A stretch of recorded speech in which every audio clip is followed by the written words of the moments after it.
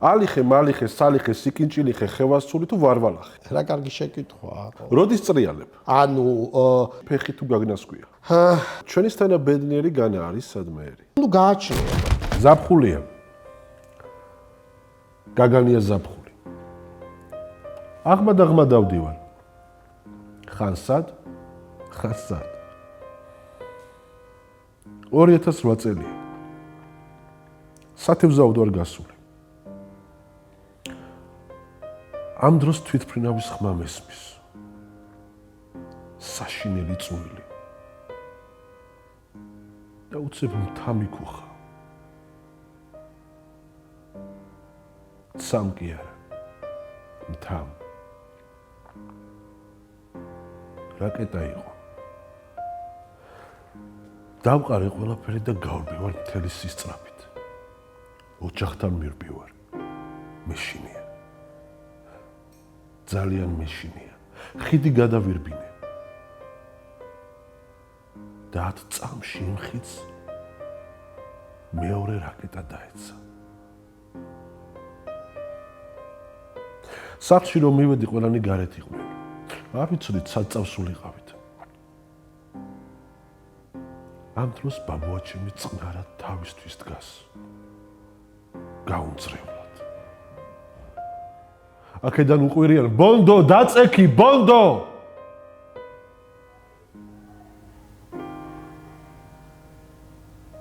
ბაბუაჩემი შემოტრიალდა დინჯად და უპასუხა. შეკაიკაცო, რა მნიშვნელობა აქვს? მადანა მოვკვდები თუ აქანა?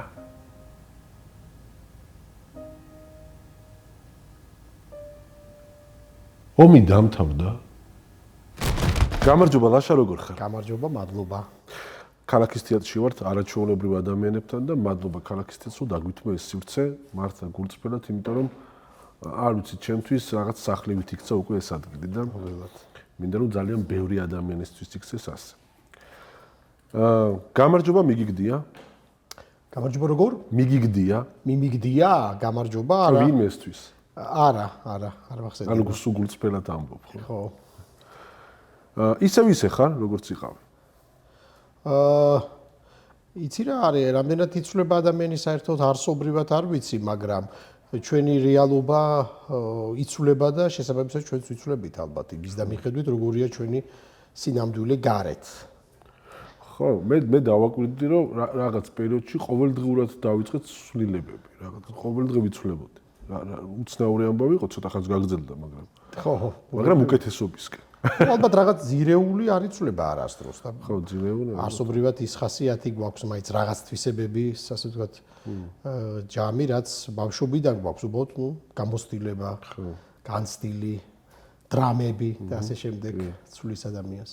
რა არ გეყო?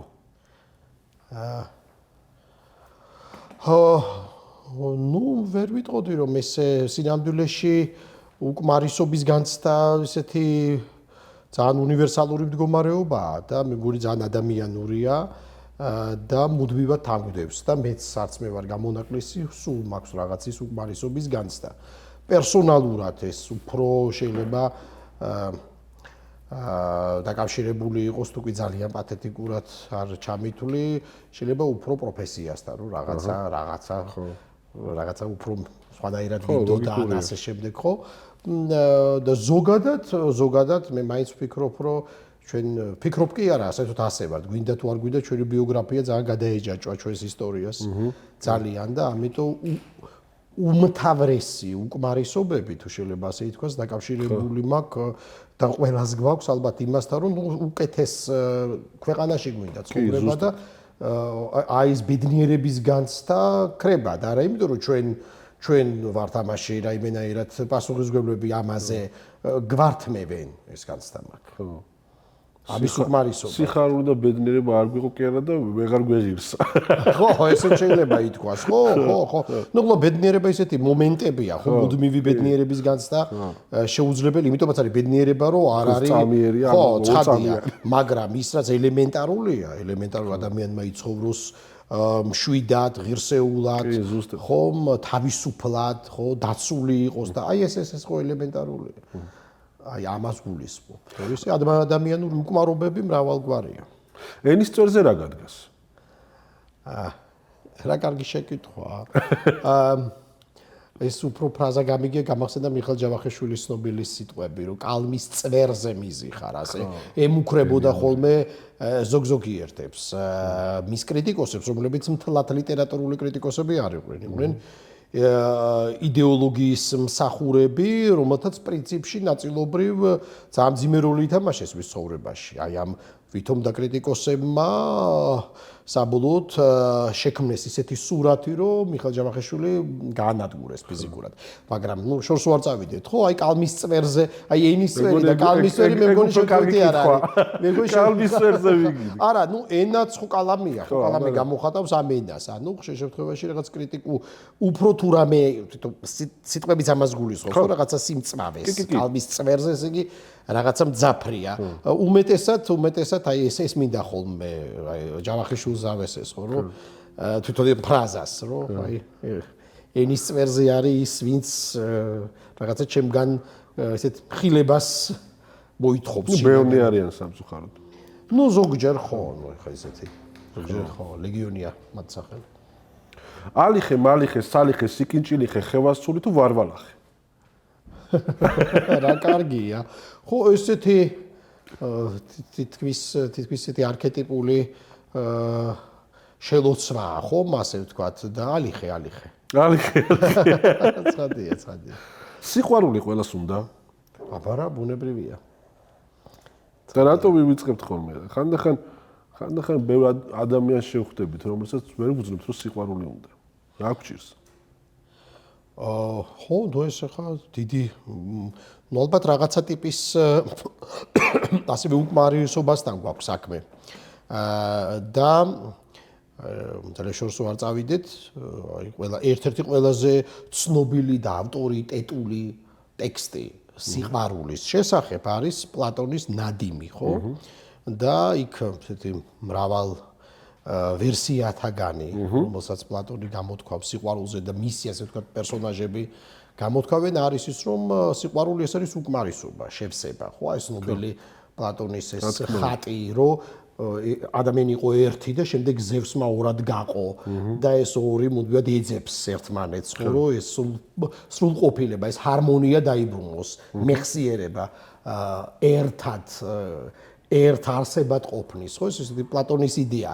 და ხშირად სწორედ ეს უკმარისობა პლატონი იქვე ამბობს, რომ სέντვიჩი სიყვარული არის ის არის პრინციპში კომპენსაცია. ის თვისებები, რაც არ გვაქვს, ამ თვისებებს ვივსებთ სიყვარულით. ანუ რაღაცა არ მაქვს, მე მიყვარდება ვიღაც და ის ვიღაც მივსებს ამ უკმარობას, არა უკმარობა ზოგადად ვიღაცის ყოფობის, არამედ მე ვფიქრობ რაღაც თვისებები არ მქონდა. და ეს თვისებები შევიძინე ამ სიყვარულით. ანუ პრინციპში სიყვარული არის განვითარება, შეიძლება ასე ითქვას. ანუ ყველა ეძებს. ეძებს, ნებისმიერ შემთხვევაში მაშინ რაღაც პათოლოგიაა ის. უსიყვარული უსიყვარულო ადამიანი ძალიან საშიშია, ხო? როდის წრიალებ? ნუ პირდაპირ პასუხად ის უკვე თვითონ უკვე პოეტიკა ამ სიტყვის გულისხმობს, რომ შეიძლება ვთქვა, რომ ხო, წრიალებს ადამიანი ლოგიაში ალბათ უმეტესად. მაგრამ ხო, მოუსვენრობა, მე მგონი ეს ჩვენი ნაციონალური თვისებაც არის. მოუსვენრობა, ხო, მოუსვენრობა. სულ წკმუტავთ. ხო, მაგრამ ნუ ალბათ მე მგონი ასაკთან ერთად უფრო ვდინჯდები, მე მგონი მაინც. ვის ნაკვალებზე დადიხარ? ეს არის ალბათ მაინც ხა ძალიან ესე ბანალური შეიძლება იყოს, მაგრამ პრინციპში ეს არის მაინც მშობლები, ხო, მათ განსაზღვრეს, ხო, ეს გზა და ღირებულებები, ანუ ღირებულებითი თუ თქვათ ამ ტერმინს რაღაცა ესეთი უფრო პოზიტიური და დადებითი ნაკვალევი ნიშნავს უკვე რაღაცა გზა არის, ხო, გაკაფული და უკვე რაღაცას მიყვები, ხო? და ეს არის ესეთი ღირებულებითი გზა. ეს არის მშობლები, ეს არის ალბათ კარგი მასწავლებლები სკოლაში ან სადმე თუ ყოლია მენტორები ან მეგობრები რომელთაც რაღაცა განგვისაზღვრეს ხო ადამიანები რომლებიც ჩვენს გვერდით არიან და გვიყვარს ხო აი ალბათ და ნუ ცხადია ალბათ ის ასევე მეგობრები რომელთა შეიძლება პირადად არ შეუხვედრივალთ, მაგრამ და შეიძლება მათ უცხოვრიათ სხვა საუკუნეებშიც, მაგრამ ისინი მეგობრები არიან, კარგი და საყვარელი მწერლები გვიკვალავენ გზას, ან თქვათ კომპოზიტორები, მე მუსიკა ძალიან მიყვარს და ან ფილოსოფოსები, ან რა ვიცი, კინორეჟისორები, თანამოაზრეები. ხო, რომლებიც რაღაცას განგისაზღვრავენ ლექტორებს. ყველაზე მნიშვნელოვან მომენტში ფეხი თუ გაგნასკვია. აი ეს რაღაცა ძალიან ისეთი ფუნდამენტურად დამაფიქრებელი. იცი მე როგორც სამჩემ და სამწუხაროდ უაღრესად არასპორტული არსება, ეს თლათ რომ ხო არა, იცი რა არის, რაღაცერად ესე არ მახსენდება რომ გამენა, ანუ რაღაცა ისეთ ქმედებებს არ ჩამიტარებია თქვა ჩემი სხეულისათვის, მაგრამ ალბათ გამნასვია. არა, ხშირად არა ყოველ შემთხვევაში დავფიქრდი ძალიან სერიოზულად დავფიქრდი ამას. ხო. იცი რა, და მანათებს ეს რომ მაინც შტაბ-ეშტილება გაგურ ფსიქოლოგთან. ხარლამდე ის განგაწყობს ძალიან გულახდილობა სერიოზულად. ხო, შესაძლოა შედვართ რომ რაღაცა თვითრეფლექსიისკენ წავედი. ასტიშავს განასხვება. კარგია. საით მიფრინავენ თოლიები ნეტა? ეს მიშა მდინარაძის ცნობილი ეს შესაძლებელი სიმღერის მიხედვით მეგონი პასუხი უკვე ცნობილია, ხო? ხო, ნუ ახლა პრინციპში, ნუ თოლების საით მიფრინავენ გასაგებია, მაგრამ ესეთი მეტაფორა ალბათ ლიტერატურიდან რომ მოვიყვანო, თოლია, ჩეხოვის ალბათ უნიკალური პიესა, რაღაცაირად აი ამ ნუ არსობრივად რაღაცაირად ფრენის შეუძლებლობაზეც არის, ხო? როცა ადამიანს უნდა რაღაცა გადაახტეს თავის სივრცეს, თავის გარემოს, თავის თავს და გარკვეული შებოჭილობა, შეუძლებს შეზღუდულობა. ან თოლია ჯონათანი. თუნდაც ლივინგსტონი შესაძლებელი ბახის, ანუ ეს მართლა ძალიან კარგი. მაგრამ მაინც უფრო ცხადია, უფრო ჩეხოვის თოლიას. კი. უფრო მიყვარს. უფრო ახლოს არის. წიგნს თავში ვის ჩაარტყავდი? არავის. წიგნს ვერ გაიმეტებთ თუ იმას? სოციალიზმის გამახსენდა ოდესღაც, ეს არის 2000 წლები, რაღაც ტელევიზორში მომკარი თვალი, რაღაცნაირ უცნაურ კონფლიქტს წერალთა კავშირში, ჟურნალისტებისა და მაშინდელი წერალთა კავშირის ორთა ბრძოლის ისეთი, ცოტა ბრეიგელის სტილოს ესეთი ამბავი იყო და იქ ერთმა ნუ ალბათ წერალმა არ ვიცი ვინ იყო, როგორც აღნიშნავ წერალი იყო უშველებელი, სქელტანიერი წიგნი უთავაზა ჟურნალისტს. და შემდეგ აღმოჩნდა ეს წიგნი ნეკროლოგების წიგნი, რომლის ავტორიც იყო თვითონ რჩეული ნეკროლოგები, ასე. რაღაც ისეთი თავისთავად ძალიან უსაურო რაღაცა არის. თავში რომ მოხვდება თქვათ რჩეული ნეკროლოგები, ეს უკვე რაღაც დამაფიქრებელი უკვე ფატალისტური მე მგონი წევლა. თავში დალაგებული ფრაზა ფურცელზე რთული გადასატანია? კი, რთულია, ცხადია. ხო გახსოვს, აი ეს ნუ ესეთი ცნობილი სიტყვებია გაბრიელ გარსია მარკესის, როდესაც ის ამბობს, რომ ჩემი რომანიო, ის გულისხმობს მარტოობის 100 წელიწადს, ხო, უნიკალურ რომანს. რომანი 6 თვეში დავწერე, მაგრამ პირველ წინადადებას ვიგონებდი 17 წლის განმავლობაში. აი ცნობილი პირველი წინადადება, გაიბის მრავალი წელი და კედელთან დგომი. მე მგონი ყველაზე რთული ეგ არის, ხო, პირველი წინადადება. პირველი და აი ფორმულირება, გადმოტანა იმ იდეის, აი ფორმულირება რომ მოძებნა, თქვათ ახლა მარკესის უნიკალური წინადადებაა თავისთავად და ძალიან რთულია, ცოტათ გეთახმები. დაწყება, ხო, კამერტონის განსაზღვრა და ამიტომ აი ის წინადადება, რომელიც რამდენიმე დროს აერთიანებს, როგორ გაივლის მრავალი წლები და კედელთან დგომი დახვრეტის მოლოდინში პოლკოვნიკი აურიონი ბუენდია, როგორ გაიხსენებს იმ შორეულ დღეს, მამამ რომ ყინულის სანახავად წაიყვანა, ხო, სამი დრო გაჩნდა. აი ეს ხო ემოციით დაიბადა მასში ეს და შემდეგ როგორ მოძებნა ფორმა, პოეტიკა ამ წინადადების და შემდეგ განისაზღვრა წიგნის დაიბადა. ხო, ამიტომ ხო, ნუ რთულია, ნუ სიტყვებთან ჭიდაობა, ხო, რთულია. დასაწყისი უფრო რთულია თუ ფინალი, ანუ ფინალს მე კარნახობს, თქვათ, პერსონაჟები, ალბათ, ხო, ნუ ჯერ ერთი ხო, ნუ ნებისმიერ შემთხვევაში დასაწყისი რთულია ალბათ, ხო, ნუ დიდ ტექსტთან როცა გვაქვს საქმე, თან პრინციპში რაღაც გეგმა არსებობს და უკვე ფინალთან დასასრულთან რო ხარ მისული, უკვე გამოკვეთილია. თითქოს ყველაფერი, მაგრამ დაწყება რთულია, ფსიქოლოგიურადაც რთულია. თეთრი ფურცლის შიში, ასეთი ფენომენი არსებობს. კი, მწერლებს აქვთ ეს სინდრომი. და არა მხოლოდ მწერლებს, თეთრი ფურცლის შიში, ანუ ფორცელი რომელიც შეავს, ეს შიშია. კი, ხთებსიბულცრის ფობია, კი. უკანასკნელ სურვილზე ღმერთს ეღიმება? და არის კი რაიმე საერთოდ უკანასკნელი, მოდი ასე შევხედოთ, რა შეკითხვა თეოლოგიურ პრეტენზიასაც გულისხმობს. ალბათ სიკვდილის წინ რაღაცა გაგიებთ, მაგრამ მე მგონი, ხო, ძალიან სწორი ჩაკითხვაა, იმიტომ რომ სიკვდილის წინაც არ გუჯერა მე მგონი რომ კვდებით, ხო? ცხადია და ხო, ნუ საერთოდ რამდენად ბუჯერა რომ კვდებით ტოლსტოი ცნობილ შეკითხვას, რამდენად მატერიალური დასასრული გულისხმობს დასასრულს. კი. სიტყვით რა ვერ ითქმის? ნუ ალბათ ყველაზე მძიმე რაღაცეები, რაღაცა გამოუთქმელი, რაღაც ტრაგედიები, რომელიც როდესაც უბრალოდ დუმდები. ალბათ, უბრალოდ უნდა ან უბრალოდ აღარ გაქვს. შემთხვევით ხო არ არის ეს სიტყვები გაჩნდა, რომ სიტყვები აღარ ყოფნის. იმიტომ რომ სიტყვები უძღვრულია, ხო, ალბათ ყველაზე მძიმე რაღაცეები სამწუხაროდ. და გულს როდის ვერ უგებ? გულს როდის ვერ უგებ? ნუ იცით რა არის, როდესაც ალბათ რაციო გჯაბნის ძალიან, იმიტომ რომ ეს მოდივად ეს არის, ხო? ხშირად არის ხოლმე? გონებისა და გულის, არა, ნუ ალბათ ყველაზე ისეთი ჰარმონიული მდგომარეობა, ბალანსი, მაგრამ მიუღწეველი. წონასწორობა მიუღწეველი ყოველთვის. ვორდი თუ ფურცელი?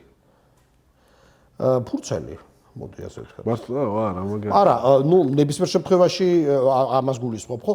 ანუ ნებისმიერ შემთხვევაში უკვე ხელით უკვე კარგახანი აღარ წევ, ვთქვა, ჩემი მაგალითით, მაგრამ ნუ მაინც აი უშუალოდ ტექსტზე მუშაობა უნდა იყოს ამობეშტილი და უკვე იქვე ჩანაწერი და ამას ძალიან დიდი მნიშვნელობა უშუალოდ აი საგნობრივად რომ შეეხო. თორე ცხადია და კითხვას წიგნის ხელში გიჭირავს ალბათ უფრო ის არის, ხო? ხო, თუმცა ახლა სხვადასხვა ხო, ნუ არის ახლა უკვე ტექნოლოგიურად ისეთ შესაძლებლობები. გადა Kindle გახდა ჩემი განუყოფელი, ანუ კი, განუყოფელი, იმიტომ რომ ბოლოდ ადვილია ჯერ ერთი სატარებლად და იქ რამდენიმე ასეული წიგნი რო გაქვს თან და არა ხო, თუმცა ხა თელი ბიბლიოთეკა რო რაღაც ხო კი, მაგრამ ნუ არსებობს ეს ბიბლიოფილური დამოკიდებულება უშუალოდ წიგნის მიმართ. მე მქონდა ეგ და ნელა ვიშორებ მაგას, იმიტომ რომ ვეჩვევი, რთულად ვეჩვევი, მაგრამ ხვდები რომ ანუ აღარ არის საჭირო რომ რაღაცა ერთი ოთახი დაუთმო წიგნებს, როცა შემიძლია რაღაც ერთ არ ვიცი, ცუდია, კარგია. შეიძლება ვიღაცისთვის ცუდია, ვიღაცისთვის კარგი, მაგრამ მე მომწონს რა. ნუ პრაქტიკული. ნუ არის ახლა ბიბლიოთეკის სიყვარული, საკუთარი ბიბლიოთეკის სიყვარული, მაგრამ ნუ ჰერმან ჰესეს აქვს ესეთი ესე, ბიბლიოთეკის წმენდა და ის გვირჩევს, რომ გარკვეული პერიოდულობით გავწმინდოთ ჩვენი ბიბლიოთეკის თარო. და ნუ ის ისე ნახევრად ირონიულად წერს ამაზე, თქვა რა წიგნებს ტოვებს, რა წიგნებს ყრის პირდაპირ მნიშვნელობით, იმიტომ რომ აგრესიასაც აყოლებს ამას, ანუ როგორ გადააფასა რომელიღაც ავტორი, რომელიც უყვარდა ოდესღაც და ახლა გადაიკითხა და აღმოჩნდა რომ ცდებოდა, მაგრამ ვიღაცა რომ მუდმივად ამ თაროზეა და მუდმივად ახლოს არის. ჩვენისთანა ბედნიერი განა არის სადმეერი. ყველა მუნჯი, პირს მაგამი ზომიერი მე მგონი გენიალური ლექსია. არა, ნუ ილია, აბსოლუტური სრული შედევრია, ცხადია. და რაღაცა სარკეა, ძალიან მძიმე, ძალიან კრიტიკული, მაგრამ ხო, ნუ ილია რასაც წერს ამ ლექსში, ნამდვილად, ანუ ის უბედურება, რაზეც წერს, ირონიით, რომ ასეთი ბედნიერი არის ეს ერი, ხო? როგორც ჩანს, იმდენად მძაფრი იყო და იმდენად აქტუალურია დღემდე, რომ ხო, ვერ ვიტყვი რომ ახლა ალბათ ყველა ეს თავისი გამოწვევა აქვს და თავისი ტკივილი აქვს, მაგრამ რაღაცა რაც გადაუძლებელია, როგორც ჩანს, აქტუალობას არ კარგავს. და მე ვგიჟდები მარტო ბედნიერი არის ხო არა, ზოგადად რამხელა გამბედაობა უნდა და იმას რასაც ილია აკეთებდა. სრულად ახალგაზრდა ბიჭია თან ჯერ ერთი როდესაც ახლა კაცი ადამიანის 24 წლისამ დაიწყო, ხო, ალბათ ერთი 3-4 წელიწადი წერდა 24, 28, 8 წელის სრულად ახალგაზრდაა. სიტყვა ბანზე აგიგდია? არა, იცი რა ესე ვთქვათ, არ ვიცი, ალბათ სხვა უნდა თქვას, შეიძლება რაღაცა ვერ გამიგია ან არ გამიგია. ზოგჯერ არის ისე, როდესაც რაღაცის აღქმა არ უნდა ადამიანს და სამწუხაროდ ეს ვთქვათ, არც მე ვარ ამგვარი ტიპის ეგოიზმისგან ალბათ დაცული, როდესაც რაღაც არ გინდა რომ გაიგონო, იმიტომ რომ შემდეგ რაღაცნაირად ეს ქმედებას ითხოვს ეს შენგან ან რეაქციას, მაგრამ არ ამგონია რომ ბაზე ამეკროს. ეს არ მახსენდება. ხო, შეგნებულად არა. ვარდს რომ წყვეთ საუკეთესო სურნელი მაშინ აქვს? იცი რა არის, არ ვიცი, ზოგადად შეიძლება რომ თვითონ ვარდის სურნელი იმდენად ყოვლის მომცველია და იმდენად რაღაც არქეტიპულია, მე მგონი ვიცით რასთან გვაქვს საქმე, იმდენად დიდი ისტორია აქვს ვარდის სურნელს, რომ ასოციაციები, ხო, ალბათ ჯობია რომ არ მოვწყვიტოთ. ხო, ალბათ. ან ხო, არ ვიცი, ხო, საკამათო ამბავია. თამაში ვითამაშოთ, სიმართლე თუ მოქმედება? და არის ეს ასე ვთქვათ ანტითეზისი სიმართლე და მოქმედება. ანუ თქვენ თუ აირჩევთ სიმართლეს, უნდა დამისვათ კითხვა და მე შევეცადო სიმართლე თქვა, თუ მოქმედებას აირჩევთ, რაიმე უნდა დამავალოთ, რასაც გავაკეთებ. მაშინ სიტყვა სიმართლე. სიმართლე. კარგით გკითხეთ და შევეცდები. შევეცდები მართალი ვიყო. კი ბატონო, მაშინ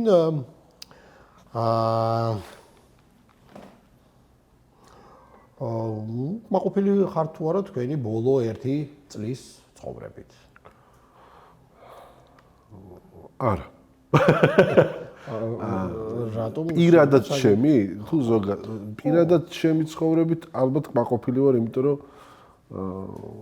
რასაც მინდა იმისთვის ვიბრძვი, რასაც მინდა იმას ვაკეთებ ჯერჯერობით. კი ბატონო. თუმცა ზოგადად დიდი ხანი უკვე კმაყოფილი აღარ ვარ. კი, ნესვის. სწორია, მეც დაგეთანხმებით. ბუმერანგი როდის გიბრუნდება? დაუფიქრებლობის შედეგად რაღაცის გაუაზრებლობით რომ რაღაც ან მithქვამს ან გამიკეთებია და ნებისმიერ ქმედებას აქვს უკმედება, ნებისმიერ ქმედებას და რაღაცნაირად შედეგი და მას ყოველგვარი ფატალიზმის გარეშე ვამბობ, რაღაცა შედეგი მოყვება აუცილებლად, ანუ რაღაცა აქტი განხორციელებული ან ჟესტი ამ სიტყვის უფრო ფართო გაგებით, როდესაც ადამიანი რაღაცას აკეთებს, ის ბრუნდება. და ალბათ ყოფილა. და მწერალს რა ფასი აქვს? მწერალს რა ფასი? მე მგონი ამ შემთხვევაში ძალიან მნიშვნელოვანია წერა ხომ რა არის, ხო? ეს არის ერთი მხრივ თუ გითხრათ პროზაზე ვსაუბრობ, ხო? ეს დაკვირვების ხელოვნება და საკუთარ თავზე, გარემოზე, სამყაროზე, ხო, რეფლექსია, რაც ადამიანს რაღაცნაირად გვიბიძგებს კონცენტრაციისკენ, რაც ძალიან რთულია, რომ აი გავჩერდეთ, დავფიქრდეთ, საკუთარ თავს დავუფიქრდეთ, რაც ძალიან რთულია, როდესაც არის ძალიან ხმაური ჩვენს გარშემო, რაღაც დროს რომ კონცენტრირდე და გარდა ყველაფრისა ესთეტიკასთან რო დავანებოთ, ხო? ამიტომ წერლობას მე ვფიქრობ ისეთი ადამიანისთვის ეგზისტენციალური მნიშვნელობაც კი აქვს, ყოველგვარი სუბიექტივიზმის გარეშე ვამბობ ამას, ანუ კითხვას, ესე იგი რაღაცნაირად ისევ და ისევ ჩაღრმავებას, მოდი ასე ვთქვათ. 21 საუკუნე რას ვერ უძლებს? თუ უძლებს ჯერჯერობით ყველაფერს? იცით რა არის ჯერჯერობით მაინც 20-იან წლებში ვართ 21 საუკუნის ზუსტად 1000-ს უახლოვდებით და ამიტომ მაინც უნდა გავიქოთ ხო როგორია თუმცა უკვე მე-20 საუკუნემ თავის სახე გამოაჩინა მე-20-იან წლებში. ნუ მე-20 საუკუნე თუ კი დაიწყო ასეთი მოსაზრება არსებობს 1914 წლით, ანუ პირველი მსოფლიო ომით და ნუ ასევე მოსაზრება არის ხომ ასეთი რომ 21 საუკუნე დაიწყო 11 სექტემბრით 2001 წლით, ანუ რაღაცა ეტაპია, ხომ? შეიძლება ითქვას, რომ აი ამ მდგომარეობაში ვარ, სადაც 21 საუკუნე თავის იდენტობას ეძებს. და ეს იდენტობა შეიძლება ითქვას, რომ არის აი ამ ტექნოლოგიური უნიკალური, თქვათ, სამყაროსი, ანუ ტექნოლოგიური ეს ფენომენები, რომელიც ჩვენ გარშემო და ჩვენ თვალწინ იქმნება, რომელიც სulis აბსოლუტურად ჩვენ ცხოვრებას, ჩვენ აქმებს ჩვენ დამოკიდებულებებს და ეს არის როგორც ძალიან ძიმე და საშიში რამ, ასევე ძალიან დიდი რამ, ასევე ხო, მეგონი ელემენტარული ამაზე ლაპარაკი, მაგრამ ყოველ შემთხვევაში ის რომ 21 საუკუნე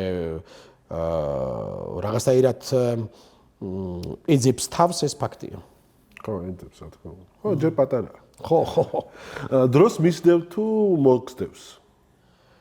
არა, ნუ მე მგონი ესეც ისეთი ბანალურია, ტრივიალურია, რაღაც ტროიზმი ალბათ, იმიტომ რომ მართლა ჩვენი დროის შვილები ვართ ნებისმიერ შემთხვევაში. მაგრამ ნუ გააჩნია ახლა შეიძლება რაღაცა იყოს ისეთი, რასაც შენ დროშიც კი მიიჩნევდნენ ან მიიჩნიონ არაორდინალურად და ექსტრაორდინალურად და აღმოჩნდეს რომ ეს პირიქით ძალიან ბუნებრივია. ანუ ესეც ინდივიდუალური გადასაწყვეტია, რომ რაღაცა ან თქვა ან გააკეთო ისეთი, რაც შესაძლოა საერთოდ არ იყოს, ასე ვთქვათ, თუ არა შენი დროისთვის, ყოველ შემთხვევაში შენი რაღაცა კონიუნქტურისთვის, ან ეპოქის კონიუნქტურისთვის მისაღები, მაგრამ იცვლება. ხშირად სწორედ მე ვფიქრობ, ხა ისტორიიდან ჩემი მაგალითი რო არ მოვიყვანო, ისტორიიდან ხშირად ძალიან ისეთი პარადოქსალური მაგალითები გვხვდება ხოლმე, ხო ხა ამას კიდე ზუსტად რაღაც ლექცია მქონდა და მერაბ კოსტავას ბიოგრაფიას განვიხილავდით და როდესაც ის დაიჭირეს და გადაასახლეს, ხო 10 წლით, ხო, პრინციპში ის იდეა, რის გამოც ის გადაასახლეს, იყო აბსოლუტურად მარგინალური იდეა, აბსოლუტური უმრავლესობისათვის, რომ საქართველოს უნდა ყოფილიყო თავისუფალი და დამოუკიდებელი ქვეყანა. და მას მიიჩნევდნენ შეშლილად, ხო? ანუ იძულებითი ფსიქიატრია და ასე შემდეგ, ხო, ეს აბსოლუტური უმრავლესობა ფიქრობდა რომ ნუ რა ხო შეიძლება ხა ჩვეულებრივად და შემდეგ უკვე ხო 10 წელიწადში უკვე მის სახელობის პროსპექტია თბილისის ცენტრში. ანუ ის იდეა რომელიც იყო აბსოლუტურად მარგინალური და სახიფათო და მიუღებელი და ოდიოზურიც კი უმრავლესობისთვის და სინამდვილეში იყო ძალიან დროულიც და ბუნებრივი შემდეგ გახდა ძალიან ჩვეულებრივი რამე. თუმცა ნუ დღეს მე მგონი ამ იდეას უკვე ისე ეხლა უკვე სხვა გვარი საფრთხე მუქრება. ხო, თქო. მამები და შვილები როდის ჩაკიდებენ ხელს ერთმანეთს? ეს ეხლა ბუნებრივი კონფლიქტია, მე მგონი შეუძლებელიც კია, რომ ეს თქვა თაობათა შორის არ იყოს გარკვეულ უშუალოდ მაგრამ ფუნდამენტურ საკითხებში ხო შეიძლება რომ ჩავკიდოთ ერთმანეთს? ვიცი მე ისეთი ბედნიერი გამონაკლისია, სადაც ფუნდამენტურ საკითხებში სწორედ მამაჩემთან ძალიან ყოველთვის ესეთი ჰარმონია მაქვს და მას ჩემთან და ეს მისი დამსახურება უპირველეს ყოვლისა ბავშვობიდან, იმიტომ რომ ნუ უმთავრესი საკითხები სწორედ ისეთი ღირებულებით და თავდადავანებოთ ასე ვთქვათ მშობლისა და შვილის ურთიერთობას, ნუ ეს მე ვფიქრობ მისგან არის ჩემში და ჩემ დაშიც შადებული და ანუ აქ პირიქით მან გაგზარდა ასე, რომ ასე მხედავთ დიდწილად სამყაროს, ნუ ისტორიას უპირველეს ყოვლისა.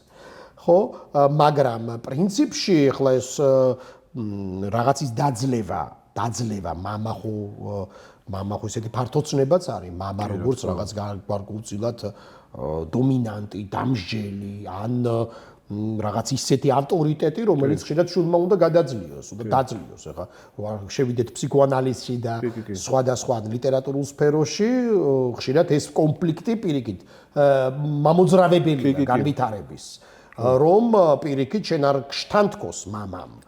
როგორც ეს არის თქვათ მითში, ხო? თქვათ კრონოსი ყლაპავს თავის შვილებს, იმიტომ რომ შვილოფაგები, ხო, ანუ მამები, რომლებიც შვილებს ჭამენ, სწორედ იმიტომ რომ შვილები ვერ უწევენ წინააღმდეგობას, იმიტომ რომ არის мама, რომელიც ჩვენ გვიყვარს, არის ის мама, რომელიც უძღებს შვილს მიიღებს სიყვარული და სითბოთი და არის мама, რომელიც განადგურებს, რომელიც არ გაძლევს სუნთქვის საშუალებას. мама არა, ხო, ხსნაზე მეტია რომ ამ შემთხვევაში არ გულისხმობ ბიოლოგიურ მამები, აი გნებავთ პატრიარქატი ამ სიტყვის ისეთი მძიმე პოლიტიკური კონოტაციით, ან ისტორიული კონოტაციით. გსჭამა და ხშირად არიან, ხო, აი თქვათ მამები, რომლებიც არაცოცხლებენ შვილებს, იმიტომ რომ მუდმივად უნდათ რომ იყვნენ ისინი. და ასე თქვათ შენ ილია ჭავჭავაძე ახსენე და ეს ცნობილი მამათა და შვილთა ბრძოლა. ესეც აღქმა იყო, ხო, როგორ უყურებთ სამყაროს, ხო? და ილიას ეს პასუხი და ილიას კონფლიქტი მამებთან ეს არის სწორედ როგორ ვიაზრებთ, როგორ გაგვააზრებინა ილიამ, ანუ ახალ თაობას და შემდგომ თაობებს როგორ გააზრებინა პასუხისმგებლობა. ეს არის, იმიტომ რომ მამებს სხვანაირად ესმის. პატრიოტობა, ლიბერალობა, პატრიოტობა სალანძღავს სიტყვად არ გვიქცევია, გახსოვს? გრიგოლ ორბელიას პასუხობს ილია. ეს სიტყვები დღესაც აქტუალურია. ლიბერალობას და პატრიოტობას სალანძღავი სიტყვები. სულზე უტკბესი რა არის? ჩემო სულზე უტკბესო, ისე შეკითხებს უბრალოდ რომანსები მახსენდება. კარგია. ხო, არაყიშვილის ისე ვანოს რაჯიშვილის ნამღერი და ასე შემდეგ. სულ ნებისმიერ შემთხვევაში სიყვარულს უკავშირდება. ატკბობს სულს, ხო? ნდობით აღჭურვილი პირი მოგზავნილია? აი ეს კარგია. ნუ უკვე ტერმინი უკვე წინადადება ისეთი რომ ცხადია. რაღაცა ეს კანცელარიული, საკანცელერიო აბა. მე სულ ეგრე მგონი, აი ვიღაცაზე რომ ვიყო ნდობით აღჭურვილი პირი, სულ მოგზავნილი მგონი. ნდობით აღჭურვილი, იმიტომ რომ ლიტერატურული ფორმაა. ეს წინადადება ლიტერატურული კაფკას რომანებიდან არის გამომხდარი. დარისპანს რა გაუჭირდა ასეთი? დარისპანს გაუჭირდა ისაც ალბათ ხო, ნუ აი სოჭუის დარისპანის ეს პატრიარქალური ტიპის კრიზისს მიუნიშნებს, ხო? დარისპანი მამაა და მამის დრამაა იქ და მამის შიშია და მამის სურვილი როგორღაც რაღაცა მაინც გამოუვიდეს იქიდან, რასაც ის მთელი ამ ტექსტის განმავლობაში ცდილობს და გაუჭირდა სინამდვილეში სამდუში ეპოქის გაჭირვებაა ეს და არა დარისპანის. მარტივად რო ვთქვა. ქართველების ერთად ყოფნა დაგვილოცა ღმერთმა. ხო, ძალაერთობაშია ხო ეს ჩვენ. ცხადია, რომ ეს მცირერიცხოვანი ერია. და დაფასებისთვის სიკვდილი აუცილებელია. ნუ პუშკინის ეს ნობილი სიტყვები მხოლოდ მკვდართა სიყვარული შეგვიძლია. პუშკინია თორსტები და ლერმონტოვი ხო? არ მინდა რომ შეცდომა დავუშვათ ან ისეთი, მაგრამ პუშკინია ხო? არ არის ასე და ხშირ შემთხვევაში უბრალოდ სიკვდილი გარკვეულ ისეთ დისტანციას გულისხმობს და კრიტიკული ასპექტები აღარ არის აქტუალური. ძალიან კრიტიკული. როდესაც შენი თანამედროვე ადამიანი, ხო, ან შენი ნაცნობია სხვადასხვა, ბუნებრივია მისდამი ისეთი დამოკიდებულება, როგორიც უნდა იყოს ცოცხალი ადამიანის მიმართ, ამბივალენტური. რაღაც მოგწონს, რაღაც არ მოგწონს, ხო? მაგრამ შემდეგ უკვე დისტანცია, უკვე სხვადასხვა დაგანახებს რაღაცეებს. ხო, რა თქმა უნდა. ყოველდღიურობა სევდა? ნუ გააჩნია ამ სევდას, გააჩნია. ზოგჯერ ეს სევდა ძალიან კარგი რამაა და ნუ ამ ზედაპირულობის საპირწონეა რაღაცა ხშირ შემთხვევაში უკაცრავად ამ სიტყვისთვის და იდიოტიზმისაც ხო ანუ მუდმივად განაღებული და კარქასიაძე მყოფი და აი რაღაცა დაავადებული მონადირე ბედნიერებაზე და წარმატებაზე ბედნიერება კიდე სხვა რაღაც აი წარმატების რაღაც ფეტიში კიდე ცალკე რაღაც პათოლოგია და ის შენ 21 საუკუნეზე მკითხე და ის 21 საუკუნე აი რაღაც ეს წარმატებაზე და გადარეული რაღაც თვითონ აი ლიდერთა სკოლები ხო არის ასეთი რაღაც აი ვიღავი ეს ლიდერი და რაღაცა შემზარავი პატიმოყვარეობის და კარნავალური პატიმოყვარეობის რაღაცა ფეტიშები რო ხდება უკვე აი ამის საპირწონე თუ სევდა რომ აი ცოტა სევდიანი იყავი ცოტა სევდიანად შეხედე საკუთარ თავს და რა შენ რაღაცა წარმატებას ხო ეს მაშინების შემთხვევაში კარგია და ნუ სევდას დიდი ლიტერატურა შეუქმნია, დიდი მუსიკა შეუქმნია, დიდი პოეზია შეუქმნია. სევდის გარეშე ცხადია, დაიწერებოდა პარცუპარის სონატა და არც ხო. ხო, გია ყანჩელი მაგალითად, ეხლა ამასინათ უსმენდი კიდე ერთ-ერთ მის სიმფონიას, რომელიც სამწუხაროდ ჩვენთან საქართველოში მისი სიმფონიები არ სრულდება ხშირად. ფაქტობრივად არ სრულდება არასდროს არადუ ხშირად. და მთელი მისი კონცეფცია არის სევდის კონცეფცია. სევდის. ადამიანი როცა ტრაკს ათამაშებს, მეძავია თუ თანამდებობა უნდა? ნუ ახლა ერთიცა და ორივეც. არის რატომ ვარყოფს ერთი. ვარსვაზე დავსვათ, ასე კატეგორიულად თუ დავსვათ საკითხი. ისეთი სერიოზული საკითხი მეკითხები ხოლმე რომ მე ფიქრობ რომ უნდა გაქცე. გზას რომ ცდები ვისხდები. კარგი არის. ესეც კარგი შეკითხვა. გზას თუ ცდები ეს გზის აცდენა, იცი რა მართლა რაღაცა რეფლექსია გეტყობა რომ ცოტა დავიწყო უფრო სერიოზულად გაქცე ხოლმე პასუხები. მაგრამ იცი იცი რა გზას აქვს გააჩნია რას უწოდებთ გზის აცდენას, ხო? იმიტომ რომ ხშირად არის რომ ერთი ყველაზე შემზარავი გზის აცდენა, როდესაც ეგონა რომ სწორი გზით მიდიოდა ადამიანი და აღმოჩნდა რომ იმ გზაზეა, სადაც ის არ უნდა ყოფილიყო, ლიტერატურის ერთ-ერთ საწყისებზეა საუბარი, ეს არის ოიდიპოს მეფე, ხო?